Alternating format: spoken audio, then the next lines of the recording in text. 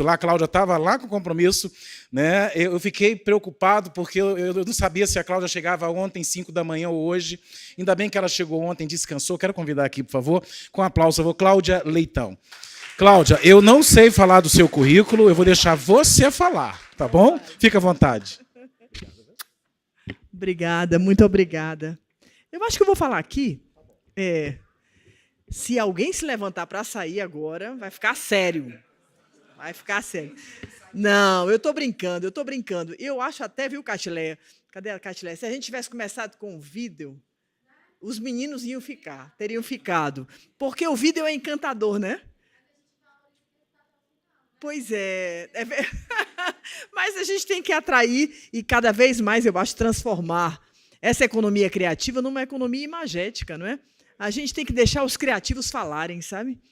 Às vezes eu penso que a gente vai... Eu entendo perfeitamente, as instituições, né, estão preocupadas com os números, né, as universidades com as metodologias, né? Mas eu tenho um amigo lá de Madrid, que é o Antônio Lafrente, que diz assim, menos planos e mais protótipos. Eu acho que a gente tem que mostrar as experiências mesmo. O bonito dessa economia é que ela fala por si só. Se a gente deixa que ela fale, ela é encantadora. Eu estou até preocupada, porque eu fiz aqui uma fala, eu nem sei se eu vou fazê-la, porque sempre acontece isso, eu olho para o que eu escrevo, eu vou tentar aqui alguma coisa trazer, porque eu fiquei aqui, quando recebi o convite do Marcos, queria agradecer, porque essa questão das cidades criativas é uma questão que nos apaixona e nos tortura, né, Gadanha? Porque quando a gente estava lá, eu dirigi o Observatório de Fortaleza, né, alguns anos atrás. E eu disse para o meu chefe, presidente do Instituto de Planejamento, que vem a ser o pai do ministro da Educação, Camilo Santana, que é o Eudoro Santana, eu disse, Eudoro, eu vou construir aqui um pequeno núcleo para a gente estruturar o dossiê para concorrermos à cidade criativa da Unesco. E ele me perguntou assim, mas como é esse negócio? Eu disse, vou explicar. É uma coisa bastante tradicional, são setores, é um negócio complicado, porque todas as cidades têm muitas vocações, mas, no entanto, se escolhe uma delas. Fortaleza já tentou. E aí? Não deu certo, foi derrotada. Ah, é? E você vai tentar de novo? Eu disse, vou. Agora, não mais com a mesma, digamos, a mesma vocação que, no caso da primeira tentativa de Fortaleza, quando a prefeita era a prefeita Luiziane Lins, foi a música. Não que Fortaleza não seja musical, é profundamente musical. Esse país todo não é? Mas a verdade é que, na minha leitura, faltava uma costura, a construção de um dossiê numa perspectiva, digamos assim, um pouco mais pontiaguda sobre o porquê ou para que Fortaleza se tornar cidade criativa. Essa era a pergunta que já me ocupava na universidade, nas minhas pesquisas, nas minhas passagens pela gestão pública. Eu fui secretária de Cultura do Ceará há 20 anos atrás. Vocês também não tinham nascido aqui os graduandos, né? E depois eu fui secretária nacional de Economia Criativa. Eu vim, há 10 anos atrás, com essa tarefa, uma tarefa absolutamente inspiradora de dar institucionalidade à economia criativa dentro do Ministério da Cultura. Essa tarefa é contínua e é permanente. Não é fácil, não é? Fizemos muitas coisas e eu saí meio ali preocupada com os destinos do Ministério e da economia criativa. Eu estou contando uma história de 10 anos. Depois que eu reclamei muito nas minhas militâncias, nos meus seminários, sobre, afinal de contas, por que a Secretaria da Economia Criativa havia sido desarticulada, desmantelada, por que ela tinha desaparecido da institucionalidade do Ministério, eu resolvi parar quando o próprio Ministério acabou. Porque aí eu fiquei pensando, o que adianta eu estar falando do sapato se não tem nem pé mais, não é? É complicado, não tem mais um Ministério que dê um substrato a essa Secretaria dos Bens e dos Serviços Simbólicos, né? A coisa ficou mais complicada ainda. Né?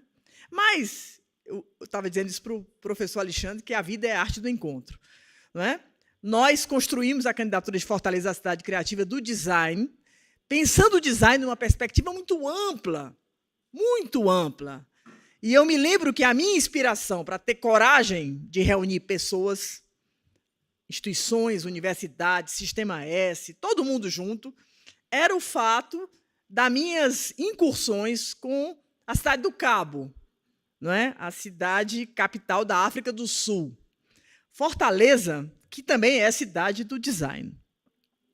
Fortaleza é uma cidade muito difícil, muito assimétrica, muito a cara do Brasil, não é? Das nossas desigualdades, né?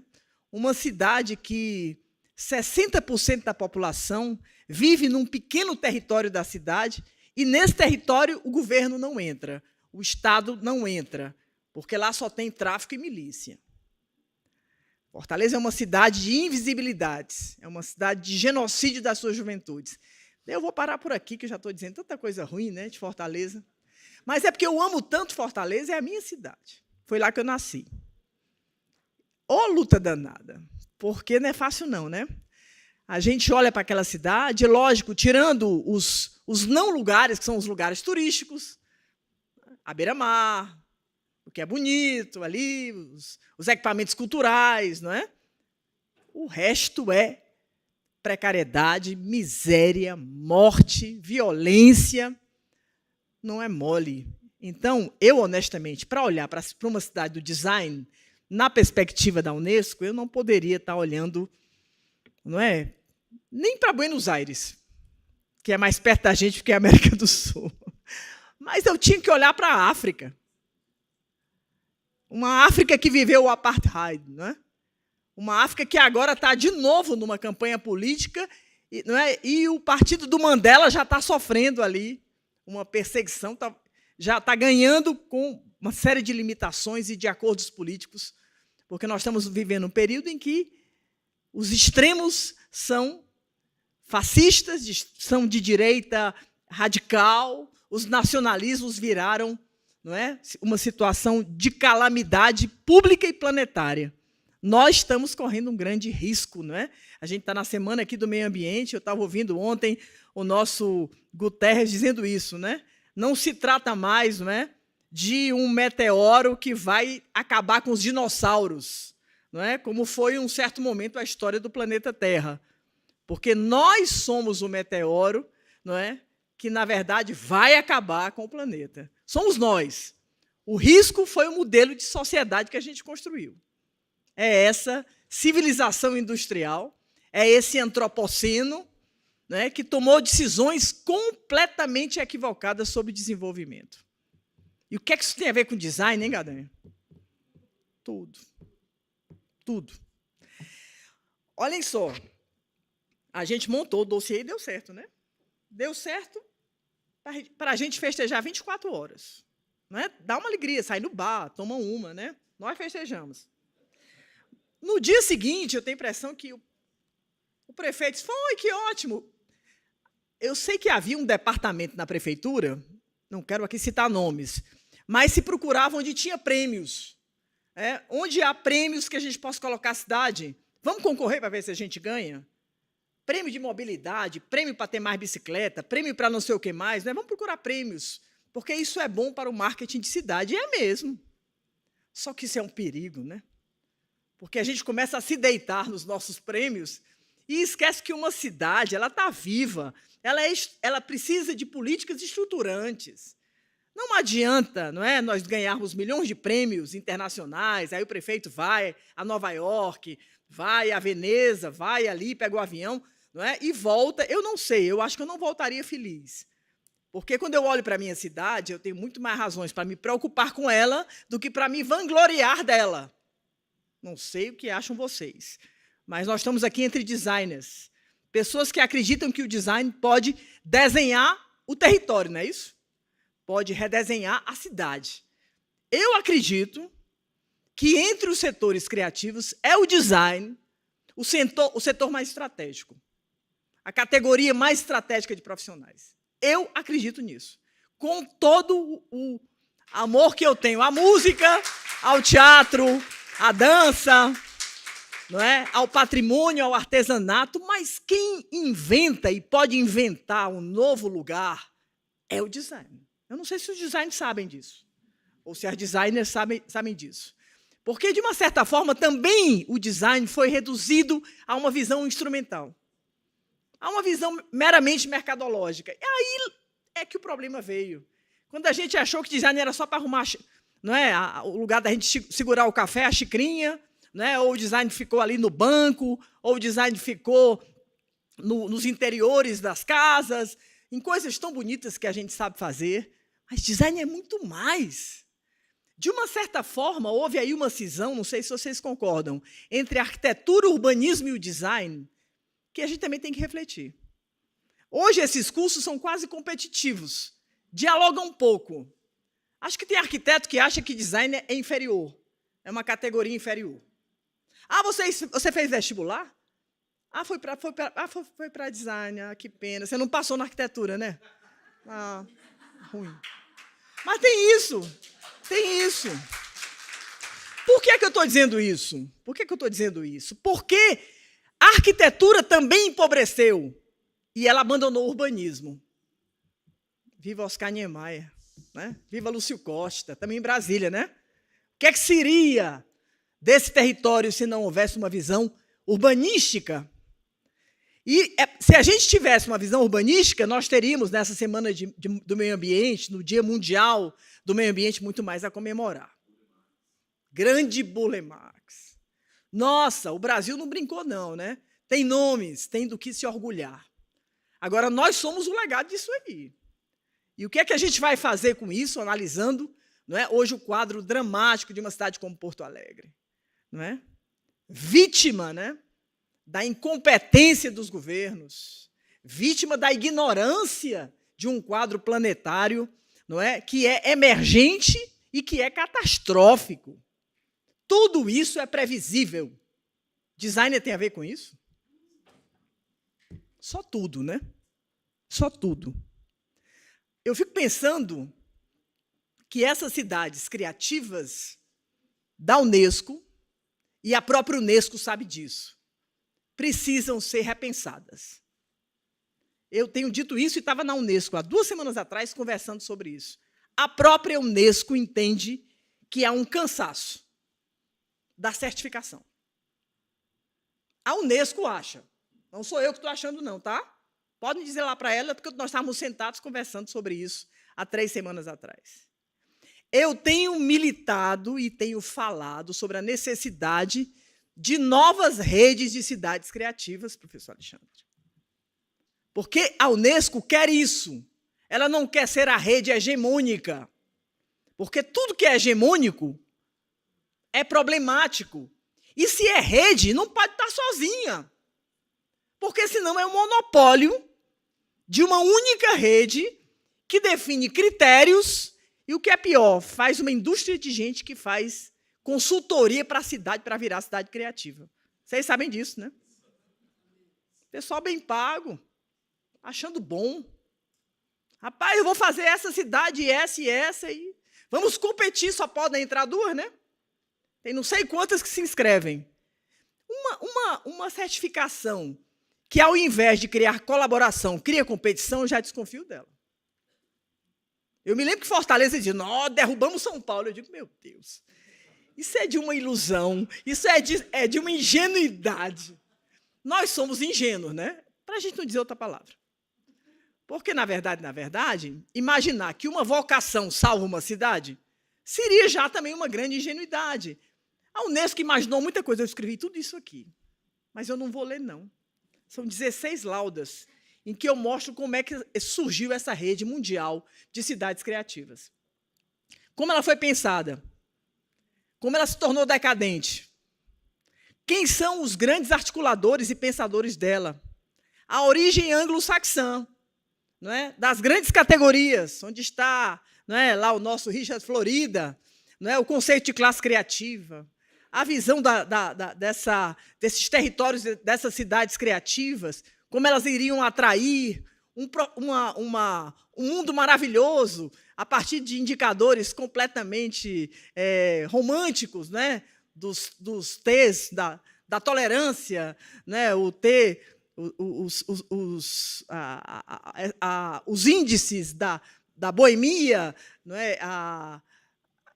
Nossa, foi tudo. Os ingleses são maravilhosos. Eles pensaram o mundo a partir deles. Eles não estão errados. Eles não estão errados. Mas aí, quando a gente chega, não é, no desenvolvimento da rede, não é, o próprio Florida, não é, foi começando a ficar encabulado e nervoso com aquilo que ele próprio construiu, porque, não é, o Classes Criativas, né, é um livro que é um clássico, né, o conceito de classes criativas é um clássico.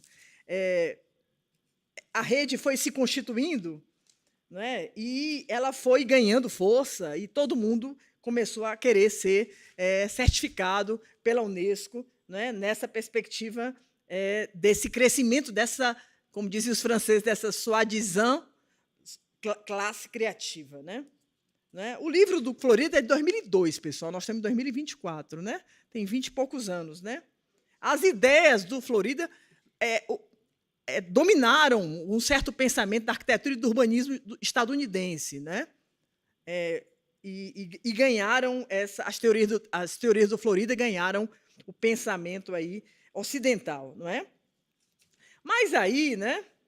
O próprio Florida resolve. É engraçado, é uma onda favorável. Surge também um outro inglês importante, o John Hawkins, que vai escrever um livro chamado Economia Criativa. Eu acho bom o título do livro. Como ganhar dinheiro com ideias criativas. É muito instrumental, né? Isso nos Estados Unidos fez um sucesso tonitruante. O Hawkins é inglês, mas aquilo ali no mundo anglo-saxônico, rapaz, ganhar dinheiro com esse negócio, então eu quero esse negócio aí. Vai ser ótimo, né?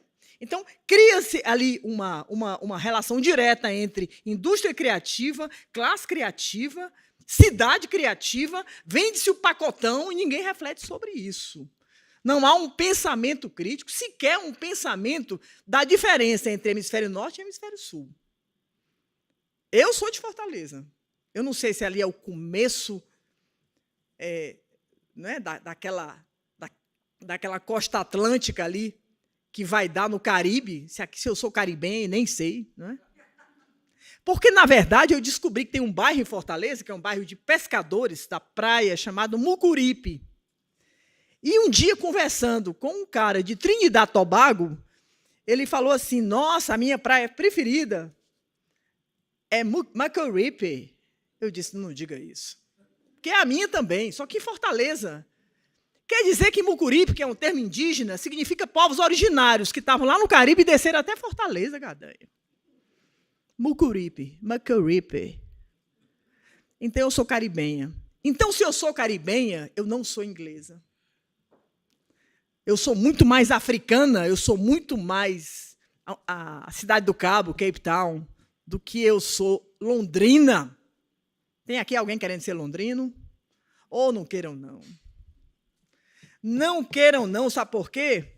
Porque essa hegemonia cognitiva do norte global está decadente. Eles não têm o que dizer nem para eles, quanto mais para nós. Então, o design brasileiro, o campo do design, as cidades criativas, precisam encontrar suas soluções, desenvolver suas epistemologias, seus glossários, seus frameworks, como foram apresentados aqui, novas soluções para pensarmos os territórios. Né? Que aula bonita, que bacana o trabalho que a Universidade Católica está fazendo. Viva! Agora eu vou dizer que nem a rendeira. Viva a Universidade Católica de Brasília. Viva! Pois olhem, o próprio Florida resolve escrever um novo livro no final, depois do sucesso do primeiro, dizendo: o pessoal deu errado, ó. As cidades criativas que eu imaginei que iam ser um sucesso, que iam salvar o projeto ocidental, na verdade, produziram, no contexto da globalização, mais assimetria, mais diferença entre ricos e pobres, entre incluídos e excluídos, mais exclusão, mais precarização do trabalho. É essa a realidade das chamadas classes criativas e cidades criativas todas elas a serviço de modelos de desenvolvimento que partem de uma sociedade industrial, cujo lucro vai fazendo do território um lugar que fica no não lugar, no meio do mar. Você coloca pessoas num lugar onde não se paga imposto, você coloca uma menina de 14 anos juntando ali, fazendo o último acabamento do produto da Zara. Eita, eu disse o nome. E aí eu fico pensando assim, que maravilha, o design, da loja. Você vê aquelas roupas maravilhosas, eu adoro a Zara. Pense no que está por trás dela. Isso tem a ver com design? Tem tudo a ver com design. Isso tem a ver com cidade criativa? Nossa, tem tudo a ver com cidade criativa, Esgarçamos os vínculos de urbanização, nos enganamos com a ideia de desenvolvimento, abandonamos a preocupação com as juventudes e com a inclusão, fomos abandonando, ou pelo menos imaginando mitigar os efeitos dessa globalização e desse sistema capitalista, dessa economia mundo que veio mesmo para precarizar. Outro dia tinha um ex-deputado dizendo no Congresso Nacional: a economia criativa é Uber. E eu fiquei assim, absolutamente estatelada de ouvir aquela fala. E essas questões, eu digo aqui a vocês que estão aqui comigo, nós temos que, e é tarefa do campo do design, ter uma pedagogia para explicar o que é o mundo em que estamos, qual é a tarefa do design no território, e essa tarefa tem tudo a ver com o novo trabalho, e essa tarefa tem tudo a ver com aquelas mulheres rendeiras que estavam ali e que, com muita razão, com carradas de razão, nem filho nem neto quer fazer aquilo que elas fazem. Essa é a nossa tarefa. O pessoal vai lá fazer, como diria Chico César, ser empacotador da Casa Bahia. É melhor, não é não? Ou ser atendente, para receber recados e passar e reclamações de clientes das lojas tradicionais. Quem quer ser rendeira? Quem quer? E é incrível, quando a gente pega a primeira pesquisa municipal de cultura, que foi produzida pelo IBGE, junto com o ministro Gilberto Gil, e essa pesquisa sai em 2007. Nós tínhamos ali um levantamento, digamos assim, das vocações culturais brasileiras. Sabe qual é a primeira ocupação cultural brasileira que aparece na primeira pesquisa, anexo do censo, viu, pessoal? Não é do censo de agora, não, o anterior. Portanto, há 10 anos atrás. O Brasil borda Catileia.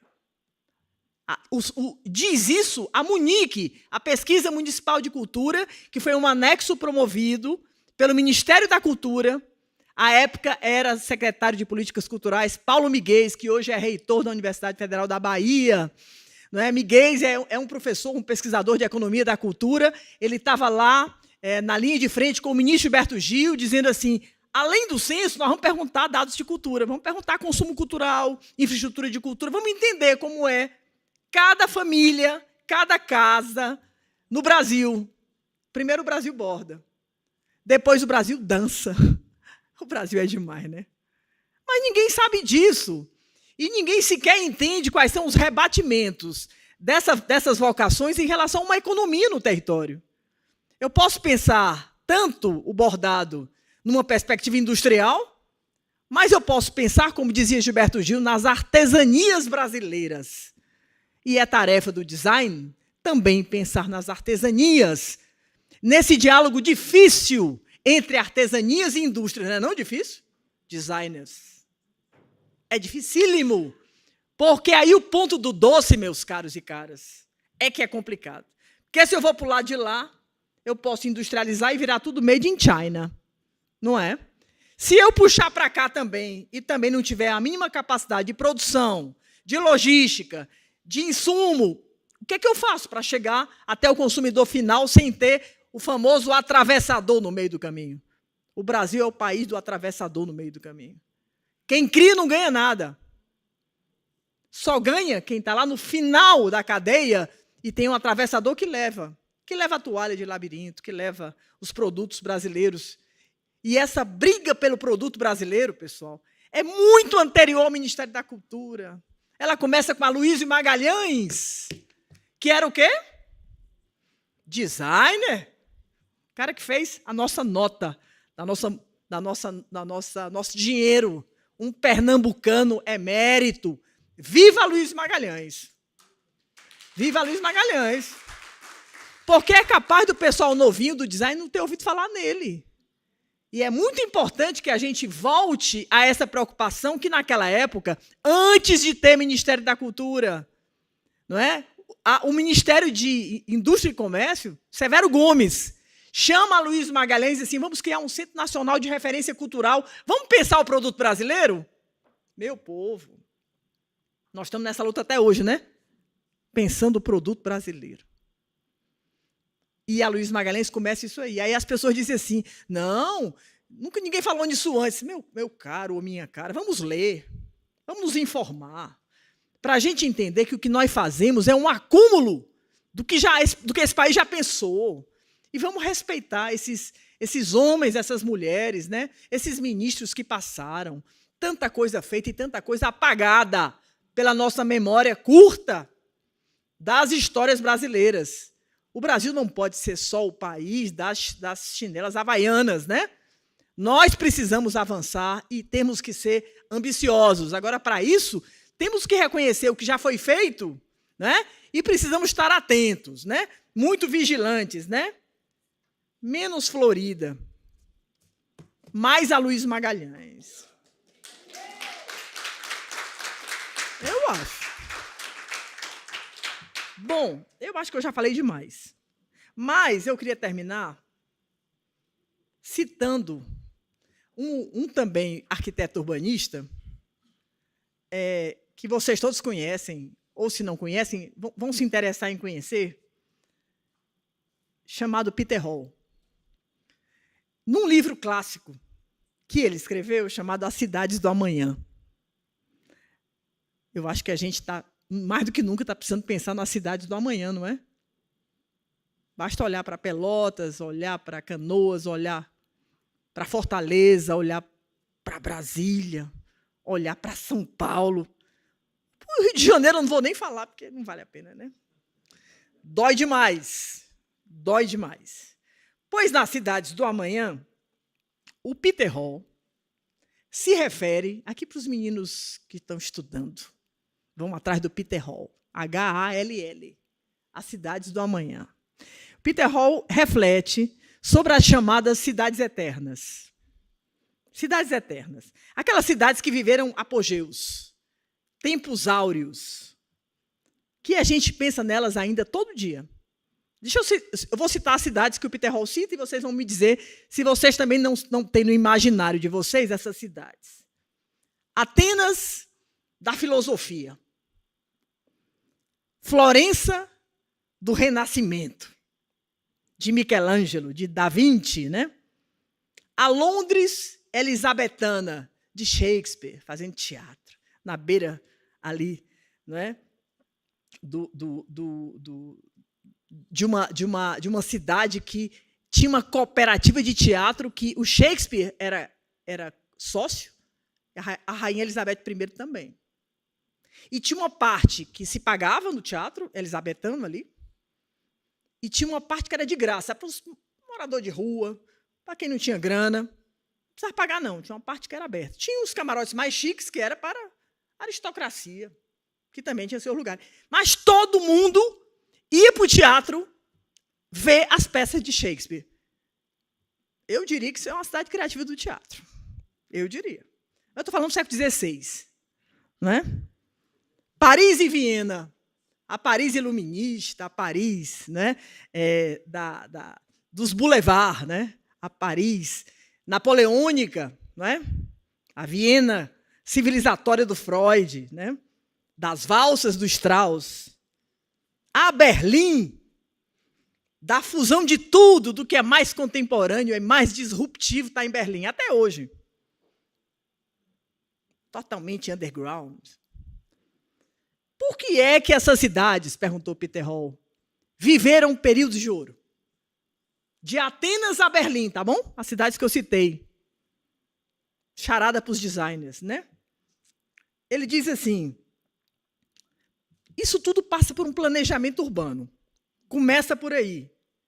Mas há outros elementos que ele levanta, e eu vou dizer para vocês quais são as hipóteses do Peter Hall para essas cidades terem vivido grandes períodos de apogeu, não é?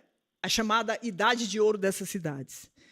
Número 1, em nenhuma dessas 6 cidades, isso aconteceu de uma forma gratuita, acidental. Isso não surgiu do nada ou de repente. Em todos os casos, a Idade de Ouro foi fruto de longos processos de maturação, em que o investimento em arte, cultura e conhecimento eram constantes. Número 1, pensem nas cidades criativas de vocês. Esse é o primeiro ponto que o Peter Hall levanta. Não cai do céu. Tem que ter governança. Tem que ter política pública, tem que ter governo, tem que ter sociedade civil forte. E isso significa constância. Não pode quebrar, não pode romper. Número 1. Número 2, todas as cidades atingem o auge, o florescimento da sua cultura, em períodos de transição e ruptura com as fases históricas anteriores. Ou seja, para se tornar uma cidade de ouro, aquela cidade rompeu com uma velha cidade. Vocês entendem isso? Ou se Fortaleza rompesse com velhas coisas, clientelistas, fisiologistas, político-partidárias, que um prefeito quer acabar com o outro, né? Então, a cidade criativa, como é que é? Não foi o prefeito que fez, quer nem saber disso. Não é? Não é assim a lógica? A lógica tacanha, miserável, pobre, né?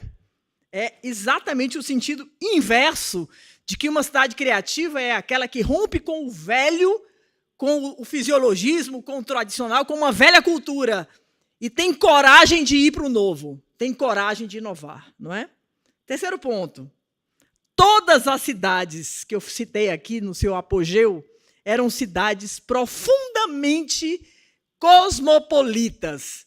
Acreditavam que elas eram criativas, por quê? E culturais, por quê? E estavam no seu apogeu, por quê? Porque elas eram um caldo, uma mistura de muitas culturas.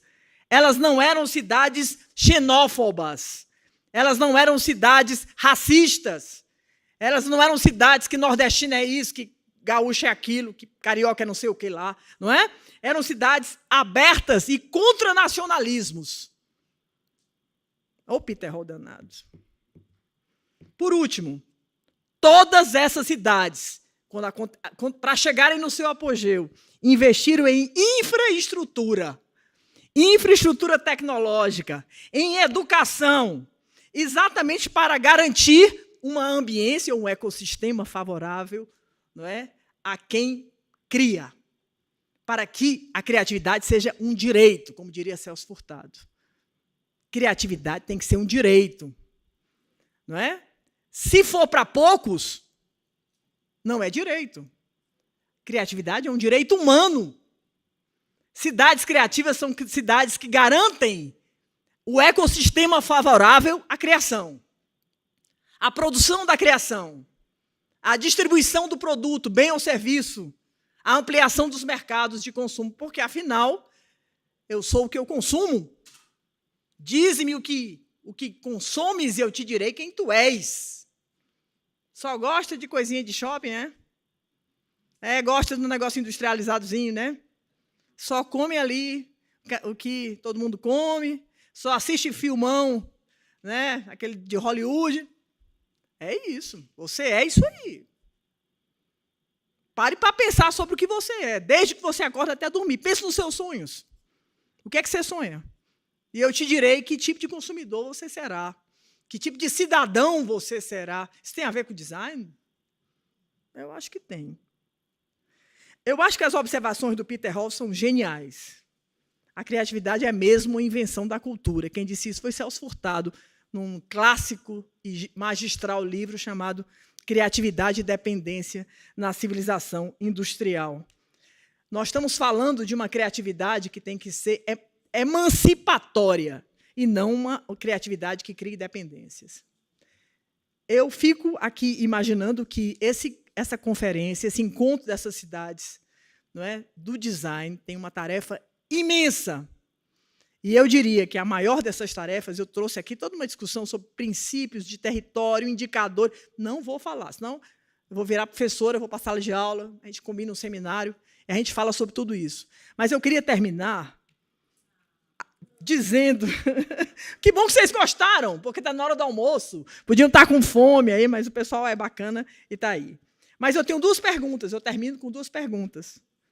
A primeira pergunta é a seguinte: em que medida o design pode contribuir para afirmar princípios para uma economia criativa brasileira? Eu vou aqui simplesmente citar os princípios. Pensem neles, eu não vou falar sobre eles não, porque não há mais tempo. Mas eu vou aqui citá-los. O primeiro princípio, vejam aí que relação vocês veem entre o design, o território e a afirmação desses princípios.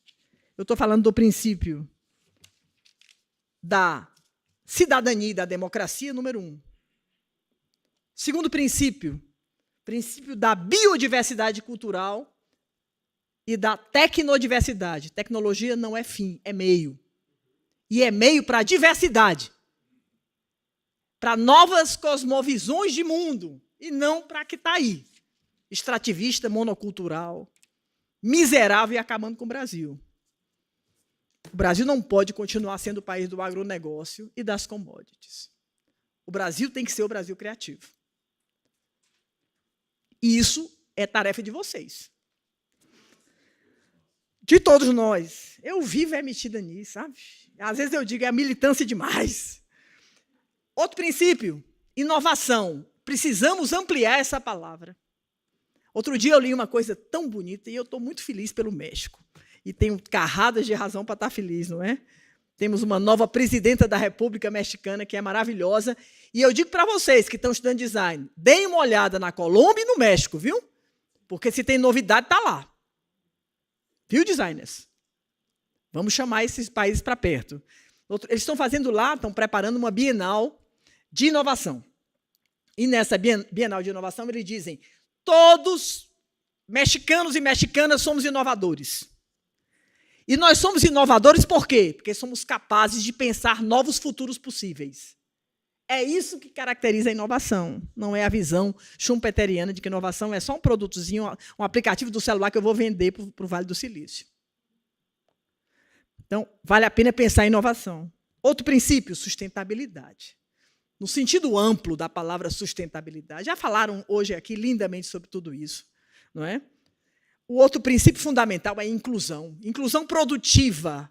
Não é? Eu não gosto muito do conceito de inclusão no sentido amplo, porque, no fundo, todos nós somos humanos e estamos incluídos nesse planeta.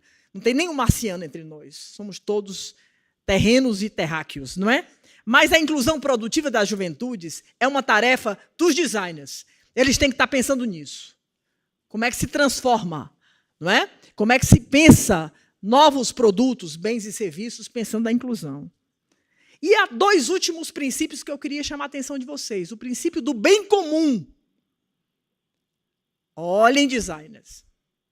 No momento que nós estamos discutindo a privatização das praias do Brasil, tem a ver com design, professor, é isso? Eu acho que tem. Eu acho que tem. Porque o negócio está ficando difícil.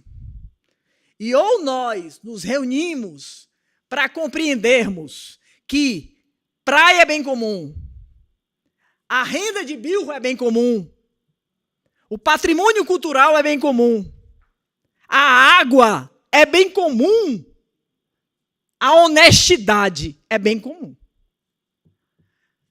Acho que a gente precisa proteger e valorizar os bens comuns. Designers, pensem nos bens comuns, partam deles, para pensar a relação da água com a moda, por exemplo. Por último, que tem que ser o último mesmo, é o bem viver. A gente tem que ser feliz, né, não? Eu sou a favor da felicidade. E o bem viver é fundamental para a gente pensar cidade criativa. Vocês são felizes nas cidades que vocês vivem? Dá para ser feliz, dá para ser menos estressado, dá para acordar de manhã e ter a sensação que é humano antes de dormir? Então, o princípio do bem viver é um princípio fundamental, no sentido de nos fazer pensar qual é a dimensão de vida que a gente quer. De solidariedade, de comunidade, de colaboração, de reconhecer vizinho, de entender de volta o que é uma praça, porque bem comum não é bem público. É diferente. A gente tem que refletir sobre essas coisas. Os espaços na nossa cidade, isso é tarefa também de designer. De pensar o que é que as cidades oferecem enquanto espaços de bem comum para os seus habitantes. Então, a minha primeira pergunta é como é que o design se relaciona com esses princípios? E a última pergunta que eu faria para vocês é: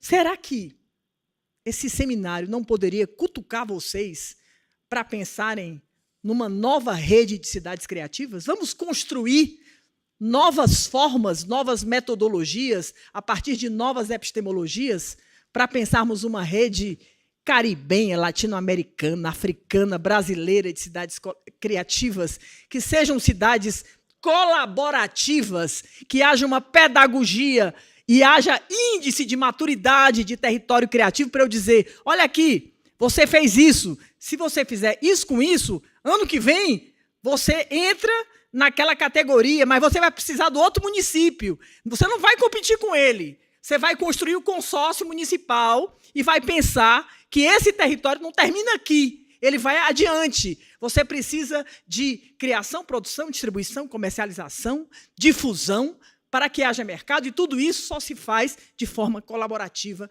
e não competitiva. Esse é um sonho que eu tenho, da gente ser menos colonizado pelas categorias, pelas nomenclaturas, pelos glossários e pelas redes internacionais de cidade criativa. Acho que a gente tem tecnologia social, saber e criatividade para a gente também produzir epistemologias do Sul, onde nós estamos. Muito obrigada a todos.